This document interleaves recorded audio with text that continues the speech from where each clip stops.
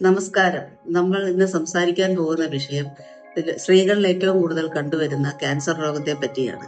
അത് സ്തനാർബുദം അഥവാ breast cancer ആണ്. ഭയപ്പെടേണ്ടതില്ല. കൃത്യസമയത്ത് കണ്ടുപിടിച്ച് ചികിത്സിച്ചാൽ പൂർണ്ണമായി സുഖപ്പെടുത്താവുന്ന ഒരു അസുഖമാണ്. ഇനിയും ഈ അസുഖത്തിന്റെ പ്രധാന രോഗലക്ഷണങ്ങൾ എന്തൊക്കെയാണെന്ന് നോക്കാം. സ്തനാർബുദത്തിന്റെ ലക്ഷണങ്ങൾ ഓരോരുത്തർക്കും വ്യത്യാസപ്പെടാം. പ്രധാനമായി ശ്രദ്ധിക്കേണ്ട കാര്യങ്ങൾ ഇവയൊക്കെയാണ്.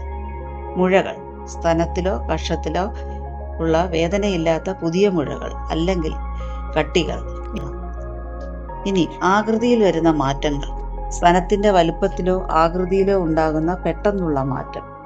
പിന്നെ ചർമ്മത്തിലെ മാറ്റം, സ്തനത്തിലെ ചർമ്മത്തിനുണ്ടാകുന്ന ചുവപ്പ്, തടിപ്പ്, ഓറഞ്ചിന്റെ തൊലി പോലെയുള്ള കുഴികൾ വീഴുക, അതിന് പ്യൂഡി ഓറഞ്ച് അപ്പിയറൻസ് എന്നാണ് പറയുക. ഇനിയുള്ളത് മുലക്കണ്ണിലെ മാറ്റം. മുലക്കണ്ണ് ഉള്ളിലേക്ക് വലിഞ്ഞു പോവുകയോ മുലക്കണ്ണിൽ നിന്ന് രക്തം കലർന്നതോ അസാധാരണമായതോ ആയ സ്രവങ്ങൾ വരികയോ ചെയ്യും.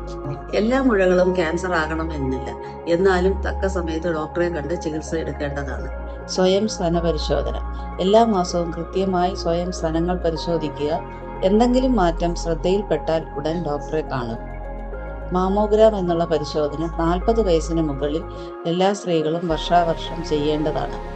ഇനി ഇതിനുള്ള പ്രധാന ചികിത്സകൾ എന്തൊക്കെയാണെന്ന് നോക്കാം.